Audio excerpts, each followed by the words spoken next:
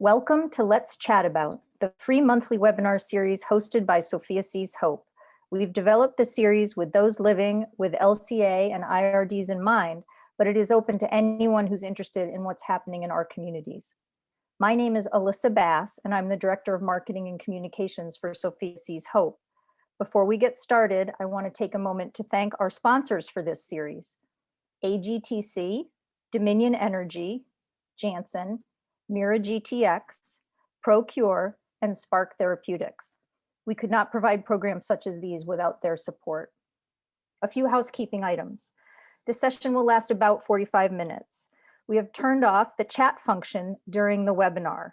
You can submit questions through the Q&A function. We did collect questions in advance from the registrations, and we will be going through those first. As time allows, we will take questions that come in live. We are recording this session, and after the webinar, we will post the recording to our YouTube channel, and we will send you the link. It's my pleasure today to welcome Jonathan Stokes, Director of Patient-Centered Outcomes Research at AbbVie, a biopharmaceutical company. Jonathan has experience working across a variety of diseases and conditions and has a specific interest in conducting research and serving in rare disease communities. Jonathan has a devoted interest in understanding and bringing to light the patient voice and perspective, with more than 16 years of research study design and implementation experience. His experience is primarily in health outcomes research, specifically the development and evaluation of clinical outcomes of assessments, known as COAs, for use in clinical trials intended to substantiate treatment efficacy, as well as use of COAs in real-world clinical practice. Areas of focus include the evaluation of cardinal signs and symptoms of the disease, health-related quality of life, improvements in activation and treatment adherence, understanding unmet need, and exploring the burden of disease. Welcome, Jonathan. Thank you very much. I'll start just with some general housekeeping for myself. I am an employee of AbbVie, and the thoughts and words that I say are mine alone and don't represent my company in any way. But I do want to say it's an absolute honor and a pleasure to be here. I had the great fortune of intersecting with Sophia Sees Hope several years ago, meeting Laura and Alyssa. I attended the conference in Philadelphia, the last one that was in person before everything that happened in the world, and also was at Dining in the Dark. And I just have the utmost fondness for your group, and whatever I can do to help this, hopefully this is useful and also not boring. So I've given Alyssa a heads up ahead of time to give me a Carol Burnett if I start getting too boring. So if you see me do this, that's why. But yeah, just an absolute honor to be here. So thank you. Well, we're so happy to have you. And this is really such an important topic. And even just from your introduction, it's confusing. So it's so important for people to be able to understand this aspect of rare disease. So we're going to start out with a multi-question question, okay. Which is, first, just explain to us what patient outcomes are and how are they used in studies and why are they important to the patient community and who else are they important to, and what kind of work goes into creating patient outcome measures? Okay, that's a whopper. So I'll start one at a time. And maybe a little bit about my additional information about my background, and then kind of about the field, because I know that introduction is a little bit confusing. There's a lot of jargon. If I could do my best to kind of simplify any of the jargon, just so it's a little bit clearer. So patient outcomes are essentially what it sounds like. What is the outcome of some kind of an intervention, or if things happen over time, like how are patients doing? And I've been working in patient outcomes or patient outcomes research. It's currently called patient-centered outcomes research, which I'm very fond of that terminology because the patient really is at the center of all that we do. But I've had the good fortune of working across a variety of different conditions. And it's essentially patient outcomes are the measurement. How do you measure whether somebody is, or how somebody feels or how they function, and then are they getting better over time? Are they declining over time? And when I think about patient-centered outcomes, especially I spent a long time in consulting and am now on the drug developer side, But I come up with measurement strategies. And if you take a condition or a disease, you start very close to the actual disease itself. What's the pathophysiology, essentially what's going on in the body. And there's a number of different ways that you can evaluate those things and that are objective, and those are called biomarkers. If you think about like blood tests to understand like what your white blood cell count is, those are really objective measures of what your white blood cell count is. Or in like diabetes, what your blood sugar is. Those are defined numbers, and there's kind of appropriate ranges that are deemed kind of within norm. Or in oncology, if you think about like tumor size, these are things that are very, very objective, that can be measured inside the body, and kind of what's going on with the condition. And then if you think about conditions where things are only known to the patient, so like pain, I do a lot of work in migraine.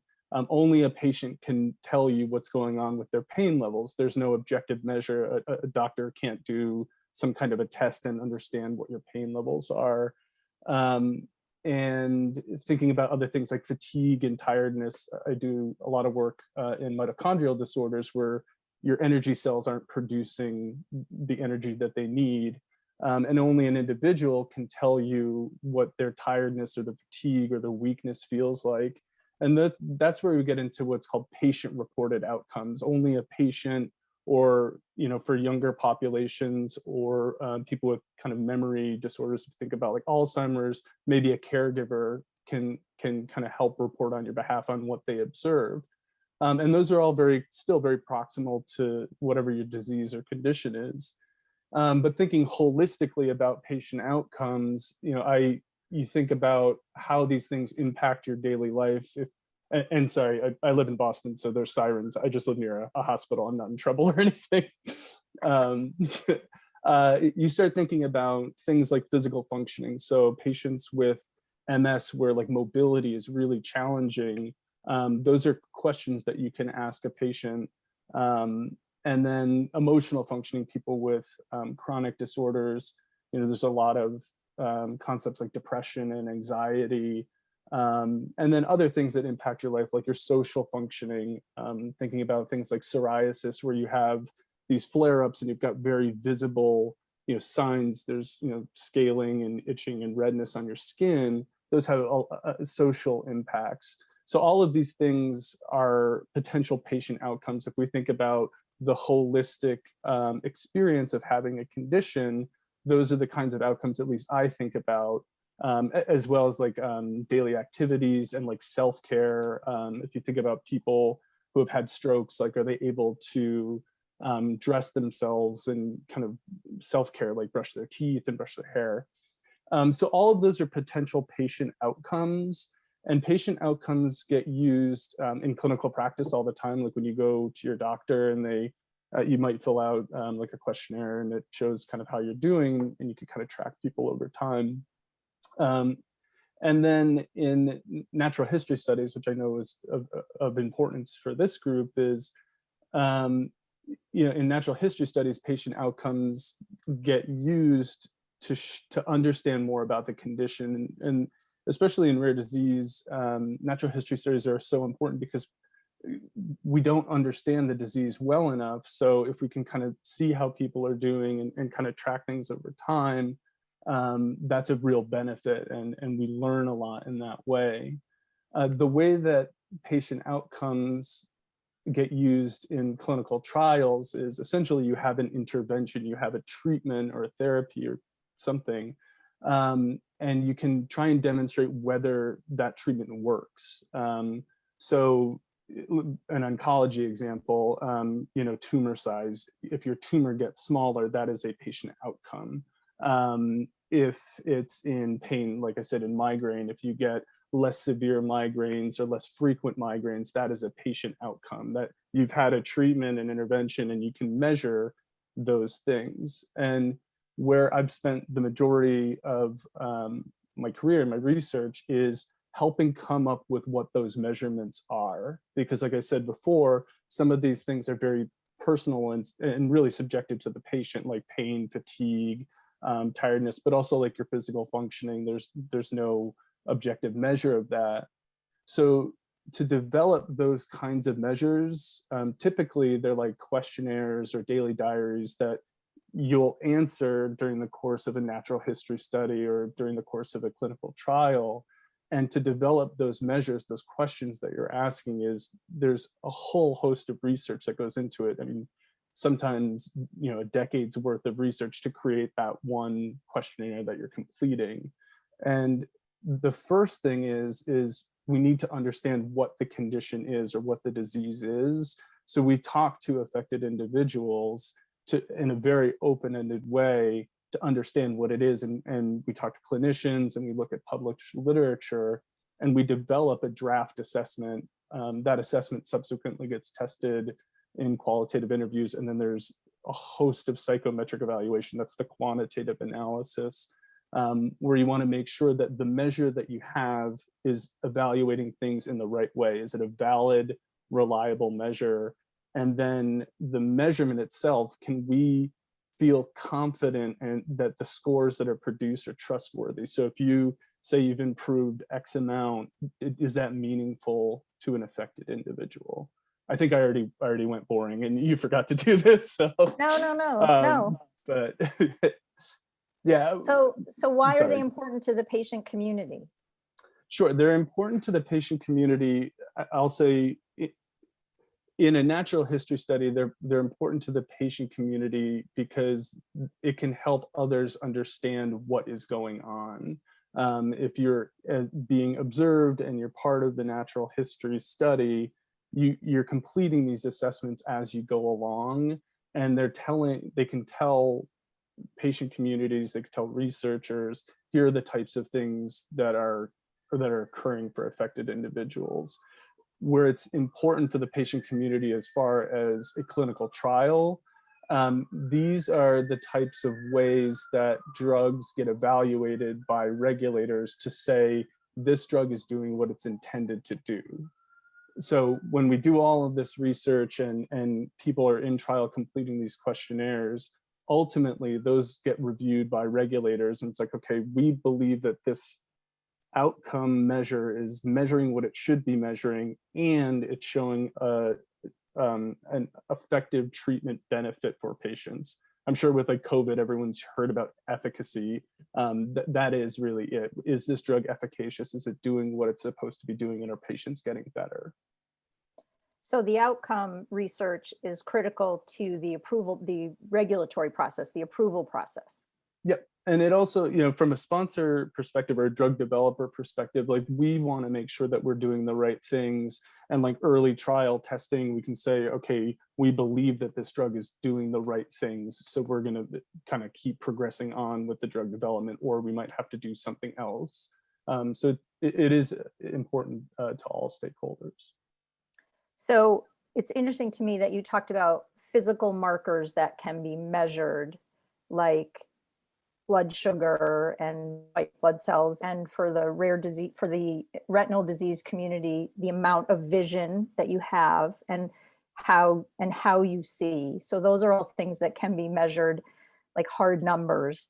But there's a whole quality of life component that you touched on, which, as you said, that comes from the patient, right? Mm-hmm. What's your pain? But also, so we've given you, you're in this trial, you can see better now than you could 6 months ago. How has that changed your quality of life? How has that changed? Like, were you depressed and are you no longer depressed? Do you just feel so happy all the time? How much does that intangible result play into the regulatory process? Sure, and I can't speak for regulators, but it does create a broader, more holistic picture of what treatment benefit is. Not only can you see better, for me, the question is always the so what, and I think oncology is a pretty good example. Your tumor has kind of stabilized in size, but what does that actually mean to the patient? And what are the kind of tangible day-to-day benefits that you will see as a patient? Going back to your example too, there's objective measures of vision but some of that has some subjectivity as well, and that might be my own personal opinion, but like your ability to like see on an eye chart and those kinds of things, it's pretty objective. But there's also really interesting things that are being done in kind of low vision populations, like maze tests and things like that. Those are what I would consider a performance reported outcome. Somebody is asked to do a task where there's, you know, like obstacles and things like that, and you're walking around it. Those are like really innovative, interesting kinds of outcomes of something very central to the condition, which is your vision. But going back to what you're saying about quality of life, you know, there's, you know, mental health is just so important, and you know, your ability to function in your daily life, you know, I think all of those things with an effective treatment really show a more rounded picture of what this actually means to individuals with a treatment that works. To me, I think especially if we're talking about a disease where there won't be a cure, but there will be a treatment. Yep. And so therefore, I would think the quality of life component would play even a more important role. Yeah, exactly. So we touched on natural history studies. We talked about them a little bit, but we haven't actually explained what a natural history study is. So give us a industry definition of natural history study, and then let's talk about how it's different than an interventional trial. Sure, I'll give my best definition. I don't know if it'll be an industry standard, but a natural history study, and just kind of breaking down the jargon, is it's just kind of what happens naturally. If you don't have an intervention or a treatment, what is going to happen to individuals if just throughout the natural course of daily life, what is going on with individuals with a given condition? There's a lot of really interesting things about natural history studies because it's often like there's a real world, like the real world is a more of an industry term, but like what is just happening in the real world. And the difference then, the clear difference between an interventional study is an interventional study, there's some kind of a treatment or a therapy. There's something that's being changed about whatever your natural, what would naturally happen. There's an intervention, and you know, that's often sponsored by pharmaceutical biotech companies, you know, if they have an investigational treatment that they're hoping to kind of test. One thing I'll say about interventional studies is, you know, first and foremost, the goal is to make sure that this is something safe. And beyond any other hope is that it's safe. And then next is it efficacious? Does it work the way it's intended to do? One thing too about natural history studies, and this is a question I've gotten from other rare disease groups that I've partnered with in the past, is if I'm part of a natural history study, does that mean I cannot participate in a clinical trial? And I would say no, but talk to, you know, whoever is administering the trial, understand kind of what your if that is a possibility, because I know a lot of folks just don't want to miss out on the opportunity for a treatment, and if they're going to participate in a natural history study, they don't want to be not included down the road for a clinical trial. And so does a natural history study last forever? Are you in it for the long term, or like does it have a start and a finish? I think that depends. It all depends on the design. You know, there's a lot of like operationalization and like costs that go into natural history studies. So some don't go on forever. Some do have an endpoint. There's also, you know, patient registries. You know, I know a lot of patient advocacy groups tend to run those, or research centers. They'll have what's called a registry, and they kind of track folks over time and things like that. So some may become a registry, or, you know, there's ways to kind of track outcomes in kind of the real world environment. One point I did want to touch on too is, you know, and it goes back to conversations about if you're going to be part of a natural history study, can you be in a clinical trial? You know, I really want to express that more than ever, I've seen, you know, drug development as a true partnership this is especially true in rare disease, but it's a partnership between affected individuals, their caregivers, researchers, treating clinicians, regulators, and drug developers. This is a true partnership. And I would strongly recommend that if you're a patient or a caregiver, and you're interested in research, or you've been approached about it, really, feel free to ask questions and ask as many questions as you can. Every study that you participate in should hopefully have an informed consent form, and it goes through like all of your, it outlines whatever kind of research you'll be a part of, and it gives you the opportunity to understand the procedures, the risks, the benefits, but also if you have questions, because there's been a real movement to try and make these documents much more patient friendly, and I think they should be. And if you have questions about these things, talk to the study site, talk to your clinician. I don't understand what this means. I don't understand what's being asked of me. If I want to stop this, like, I would really empower people to ask questions if you have any. And then the other piece is, I explained that there's a lot that goes into developing these patient outcomes measures. Like I said, it takes about 10 years. There's so many types of studies that go into developing these and making them really valid and reliable. And they are hugely important to make decisions about whether a treatment works and whether drugs ultimately get approved. And some of those studies, it may be a qualitative interview study. You may be asked to talk for an hour about what your condition is, or to review a questionnaire. Those are still really, really important parts of research. Even if you are not taking part in a clinical trial, if your data are not going to be used necessarily for like drug approval or anything like that, these are all steps that need to be done to make sure that we're doing this the right way.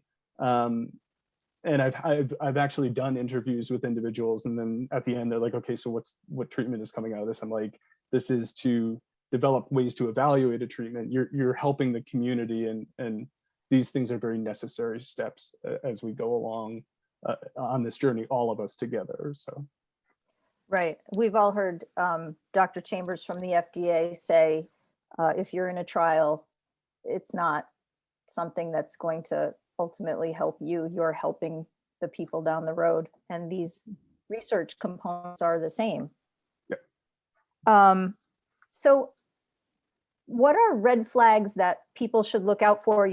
There's lots of trolling on the internet, and there's lots of nefarious people who want to, exploit you or steal your information, or, just are not on the up and up. So how do I, as a patient, as somebody who has a family member with a rare disease who's approached to enter a natural history study or a clinical trial, how do I know that they're okay? That's a great question. And as I said before, ask questions. If you have a clinician that you typically go to, you can show her or him that information and say, I got this. Is this legitimate? Is this something that is worth pursuing? My hope and faith in humanity is that people are not spending a whole lot of time trolling rare disease to try and steal information, but that could happen. But I would say ask questions. Do a little bit of research on who the potential sponsor is, the sites that are running it. I would do some digging around, and certainly ask your physician who you normally go to. Is this something that is legitimate? And I guess use good common sense and don't put in any personally identifiable information at the outset or anything like that until you feel comfortable and confident. Okay. Who uses the information that's collected in either a natural history or a patient outcome study? Sure. So and how is it used? Yeah, so it's used in a lot of ways. Natural history studies, and one of the things that I've seen that's been very encouraging is, especially in rare disease, natural history studies. If you think about it, normal, or not normal, typical interventional studies, you'll sometimes have a treatment arm, so somebody who's on active treatment and then somebody who's on placebo. And in natural history study, or sorry, in rare disease, that's just not as that's not as easy to do, and it's often sometimes not the best for the patient to do. So what I've seen is sometimes natural history studies are used as control arms for clinical trials. So they will be like the placebo group or the group that did not receive treatment, and then there's people on treatment just because of there's not that many people in the world that have a given condition. So in that way, a natural history study can serve as your placebo arm for a trial. So that's extremely important. But as far as these outcomes in general, they're used by virtually, all this, I think about all the stakeholders, patients and their caregivers, clinicians and researchers, regulators and sponsors, to help inform decisions on how patients are doing, how they feel and function, and then hopefully ultimately, some kind of a treatment approval. And I'm going to just jump ahead because we had a question submitted which sort of goes along with this. Who should own natural history data? That's a very good question. I don't know that I'm in the best position to answer that, but these natural history studies, whoever kind of endeavors this natural history study, they ultimately own the study. I've seen instances in the past where data and things like that are shared between those kinds of stakeholders, and that's had a positive benefit. But it's ultimately whoever kind of sponsored the natural history study. I think the important thing too for a natural history study is there's the actual data, but then there's also the so what is kind of what I keep going back to, like, what does this actually mean? And the ability to share those findings with patients and the patient community, I found to be really important. If people are going to take their time and be a part of these studies, like, what is being learned and how can we communicate that in a way back to the individuals that participated, and then the community more broadly, in a way that's understandable. I feel like the results of a natural history study might be very helpful to the patient community, because it would, especially in rare disease, there's that tremendous sense of isolation. I'm in this all alone. Yeah. And to learn, even if it's a small group, but to learn that there are many others who have the same symptoms and go through the same trials and tribulations that you do. So I think it'd be great if it was regular practice, if that information was shared back with the patient community. Yeah, and what you said about this kind of feeling of isolation, because rare disease, it just affects so few people, just to knowing that other people are going through what you're going through. About 6 years ago, I started working with a group called the Barth Syndrome Foundation, and Barth syndrome is an extraordinarily rare disease. I wear this and haven't taken it off in 6 years. And there's about 250 people, I think, now in the world that have it. And I started off doing outcomes research in a consulting capacity, and I fell in love with the community and the people that run it and all the individuals. And especially since COVID hit, there's a real feeling of isolation. And for me, as an unpaid volunteer for them, one of the things that I started doing, because the individuals in the community trusted me or liked me for whatever reason, but we would do like weekly Zoom calls, and it's essentially checking in on affected individuals, and we meet every Thursday, and it helps people feel less isolated. And it's actually something that's now been going on for 13 or 14 months since COVID hit. And that feeling of not feeling alone, and that community in particular, they're very immunosuppressed. So if you think about COVID and the potential of having serious complications, that community was particularly worried. So yeah, like I said before, mental health is really, really important, and this feeling of not being so alone, that's kind of a very roundabout way of saying, like, these kinds of things matter to people, just to know that that their feelings are not idiosyncratic to just themselves. Right. How are these areas of study changing and evolving, and how can they impact the pace of development? of rare disease treatments? Yeah, I've been very, very heartened over the past several years. I may have said this before, but when I started off working in this area, it did feel a little bit siloed, and maybe that was just my own perception. But I think FDA has really led the charge with the Patient-Focused Drug Development Initiative, and it is more of this kind of coming together. To be more patient focused and to be more flexible. They started doing this series of patient focused drug development meetings. And I mentioned the Barth Syndrome Foundation. I had the honor of helping them prep for their meeting and then debriefing with them afterwards. It's essentially, FDA says, please tell us about this condition. And it's clinicians and researchers talking about it, but it's also patients and their caregivers. And after that, what comes out is this voice of the patient document from FDA, and people from the community can kind of add their edits and things like that, and FDA publishes it. But it's this real tangible sign that patients' voices matter, and we want to know directly from patients what is going on and how we can help serve them. There's been other things like patients being involved in the development of like trial protocols. It's called protocol co-creation, and sponsors can meet with patient groups and affected individuals and their caregivers and say, this is what we want to do as part of our trial. Like, please let us know your thoughts. Like, how can we make this less burdensome? How can we make the language more patient friendly? When trial results come out, how can we make those more understandable? Because there's so much like medical and technical jargon. How can we make this something that is more easily digestible to somebody that is not spending all of their time focused on this? So that, from a patient centricity standpoint, that's one thing that I've seen that's been really heartening and a real tangible sea change over the past several years. When it comes to kind of outcomes development, there's a real push toward a lot of innovation and like technological advancements and like AI technology. I think a lot of people wear wearables and things like that. So it's being able to kind of monitor and collect passive data.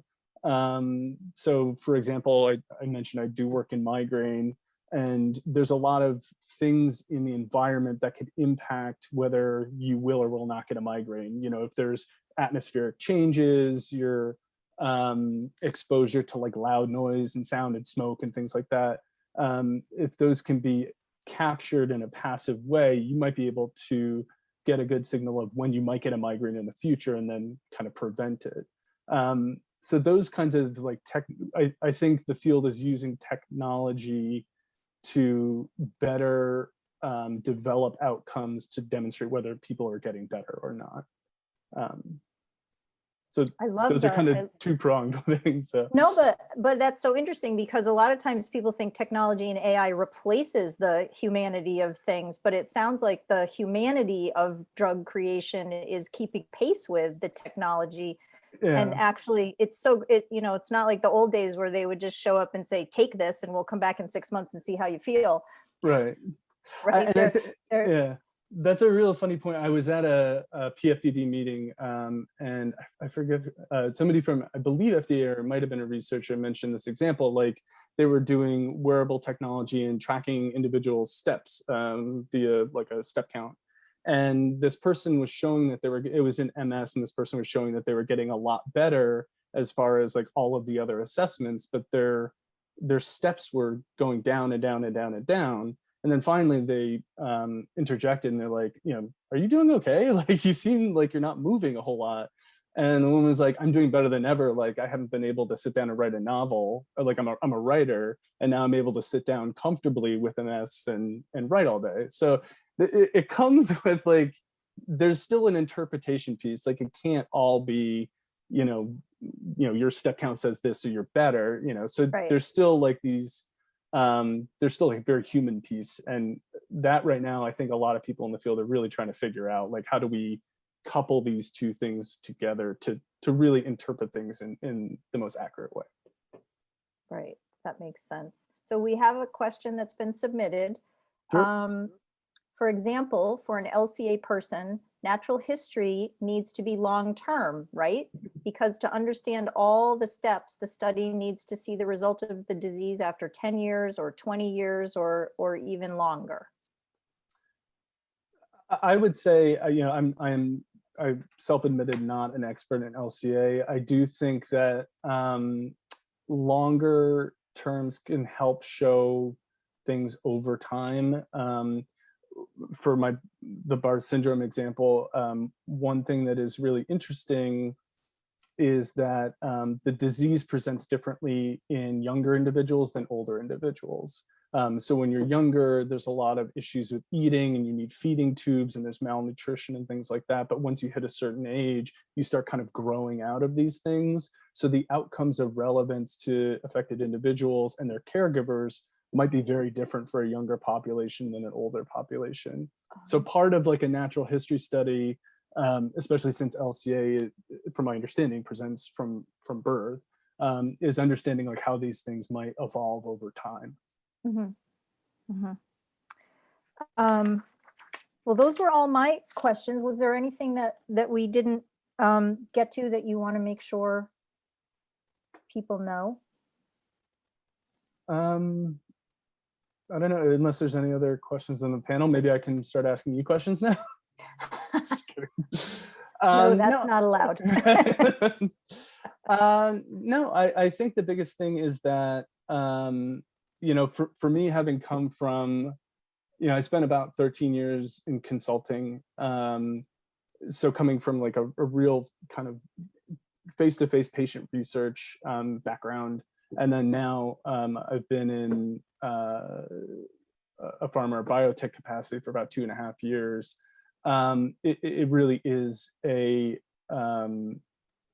there's so much that goes into drug development that it really takes an immense amount of coordination and all of these people kind of working in concert and really at the focus of what at least everyone that I've encountered in my career is affected individuals and how can we make their lives better. And it really starts there. So patients are at the center and focus of all that we do, but it takes all of these different factions coming together. So patients, their caregivers, clinicians, researchers, regulators, and then drug developers and manufacturers to really come together. And we're all working toward a solution, and we're all on this journey together.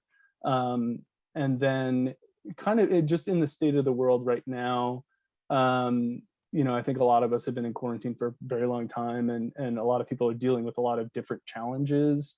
And that goes for everybody from what I've seen. And just making sure as a community, people are really there for each other and have patience and understanding. I've been on calls with very kind of high-powered colleagues or people at regulators and things like that, and a kid might pop into the room. And the thing, we're all very human. I'm working from my home office in my hallway because I live in Boston, so we're all, and my partner's upstairs taking calls. So it's just knowing that there's a lot of pressures and a lot of things that are going on for all of these parties, like I talked about. So community is really important, and just being there for each other. So. But it's heartening to know that through COVID, research and trials, they might have hit pause for a minute, but as soon as they could get started again, on they went. So I feel like that's very heartening.